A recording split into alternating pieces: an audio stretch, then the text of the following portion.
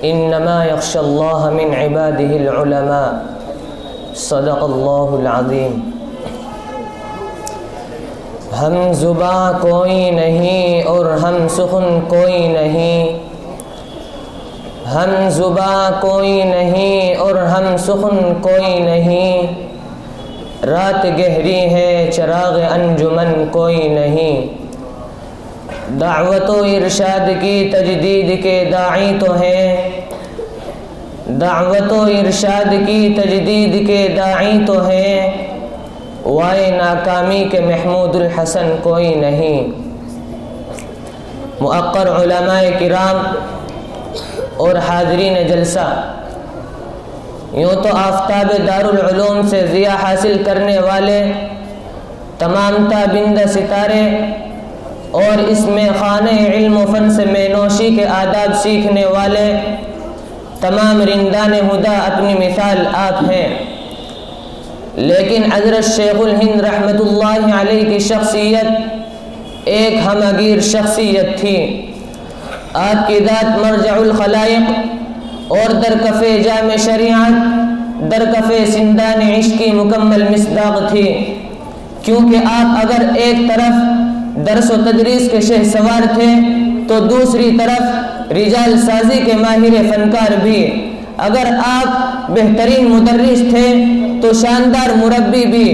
اگر آپ زمانے کے شیخ الحدیث تھے تو زمانے کے شیخ التربیت بھی۔ چنانچہ آپ نے جہاں میدان سیادت و قیادت میں اپنے جھنڈے کو لہرایا، وہیں درس و تدریس اور تعلیم و تربیت کی ایسی شاہراہ قائم کی جس پر چل کر نہ معلوم کتنے گمگشتگان راہیاب ہو گئے بلکہ راہبر بن گئے۔ حاضرین گرامی، حضرت شیخ الہند رحمۃ اللہ علیہ نے تعلیم و تربیت کا ایسا اچھوتا انداز اختیار کیا جس سے ہر میدان میں علوم دینیہ کے ماہرین پیدا ہوئے،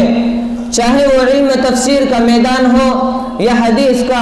تصوف و کلام کی سرگرمیاں ہو یا فقہ و فتاوی کی، منطق و فلسفے کا میدان ہو یا حیات و ریاضی کا، الغرض ہر فن کے ماہرین کو جنم دیا۔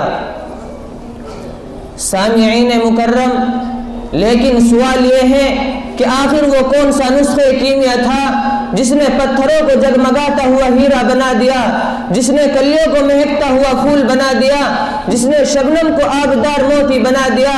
اس بات کی تحقیق کے لیے جب ہم کتابوں کے دریا میں غوطے لگاتے ہیں، اس سوال کو حل کرنے کی کوشش کرتے ہیں، تو کہیں آپ کے شاگرد خاص حضرت مولانا اصغر میاں صاحب دیوبندی حیات شیخ الہند میں جواب دیتے ہوئے نظر آتے ہیں کہ آپ کا حلقہ درس نہایت ہی مہذب اور شائستہ ہوتا تھا۔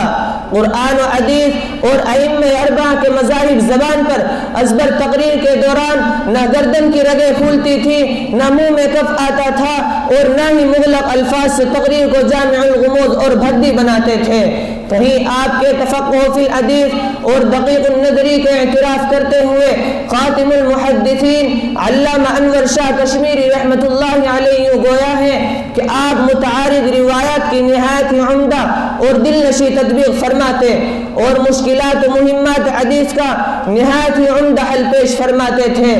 آپ کے طرز استدلال کی خوبیاں نمایاں کرتے ہوئے حضرت مولانا مفتی عزیز الرحمن تذکرہ شیخ الہند میں تحریر فرماتے ہیں کہ ہر مسئلے کا استدلال قرآن سے، پھر حدیث سے، پھر آثار صحابہ سے ہوا کرتا تھا۔ آپ کی تطبیق اور جمع بین الاقوال والاحادیث پر روشنی ڈالتے ہوئے حضرت مولانا اصغر میاں صاحب دیوبندی حیات شیخ الہند میں لکھتے ہیں کہ آپ کا طریقہ درس اور جمع الاقوال والاحادیث وہی تھا جو حضرت شاہ ولی اللہ محدث دہلوی کا تھا۔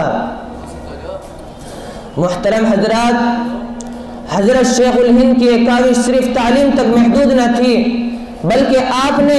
تربیت کے لیے بھی اسوہ نبوی صلی اللہ علیہ وسلم کو اختیار کیا۔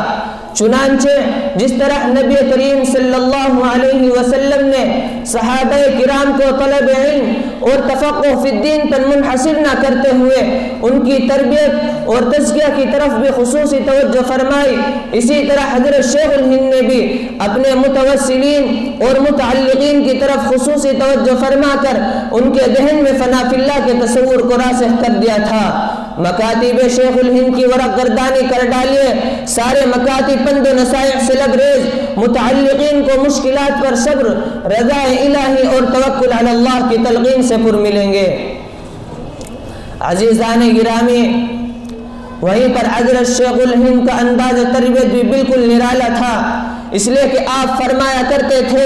کہ میں لوگوں کو آدمی بنانا چاہتا ہوں۔ ایک موقع پر کسی نے آپ سے سوال کیا کہ حضرت اس تبحر علمی کے باوجود آپ تالیف و تصنیف کا مشغلہ کیوں نہیں اختیار فرماتے؟ چنانچہ آپ نے جو جواب دیا وہ آب زر سے لکھے جانے کے قابل ہے۔ آپ نے فرمایا کتابیں لکھنے والے بہت ہیں، آدمی بنانے والے نہیں، اور میں آدمی بنانا چاہتا ہوں، اسی پر بس نہیں۔ اگر آپ ان کے مخصوص انداز تربیت کو دیکھنا چاہتے ہیں تو ان کے شاگردوں پر طائرانہ نظر ڈالیے۔ اگر آپ تفسیر میں نمونہ دیکھنا چاہتے ہیں تو حضرت مولانا احمد علی صاحب لاہوری، علامہ شبیر احمد صاحب عثمانی اور حضرت تھانوی کو دیکھیے۔ اگر آپ حدیث میں نمونہ دیکھنا چاہتے ہیں تو خاتم المحدثین علامہ انور شاہ کشمیری، شیخ الاسلام مولانا سید حسین احمد مدنی، فخر المحدثین مولانا فخر الدین صاحب مراد آبادی کو دیکھیے۔ اگر آپ فقہ و فتاوی میں نمونہ دیکھنا چاہتے ہیں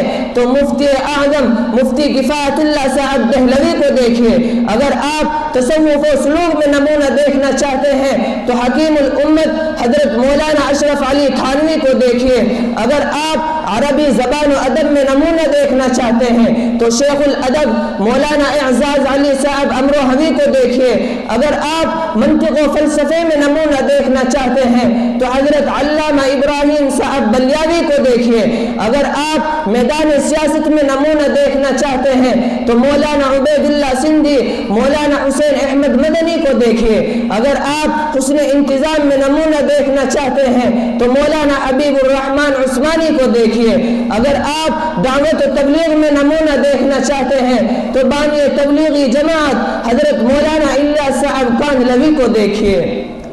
الغرض گلہائے رنگا رنگ سے ہے زینت چمن۔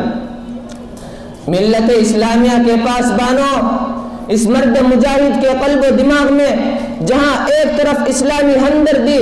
انسانی غیرت اور مذہبی امیت تھی، وہیں دوسری طرف قومی خدمات کے جذبات بھی کوٹ کوٹ کر بھرے ہوئے تھے۔ اس لیے اس مفکر قوم و ملت نے میدان سیاست میں قدم رکھا، اور پھر نوجوانوں کی سیاسی تعلیم و تربیت کے لیے جہاں سن 1878 عیسوی میں ثمرۃ التربیت کے نام سے ایک انجمن قائم کی، وہیں دوسری طرف جمعیت الانصار کے نام سے ایک بزم بھی آراستہ کی، اور حضرت ہی کے ایماء و اشارے سے حضرت مولانا عبید اللہ سندھی نے اس کام کے مرکز کو دیوبند سے دلی منتقل کر کے نظارۃ المعارف القرآنیہ قائم کی۔ الغرض علم و فن اور اصلاح و تربیت کے ہر میدان میں حضرت شیخ الہند نے اپنے پیچھے ایسے نقوش اور نمونے چھوڑے ہیں کہ تاریخ انہیں کبھی نہیں بھلا سکتی۔ بھلا سکیں گے نہ اہل زمانہ صدیوں تک، بھلا سکیں گے نہ اہل زمانہ صدیوں تک، میری وفا میرے عشق و جنوں کے پیمانے، وما علینا الا البلاغ۔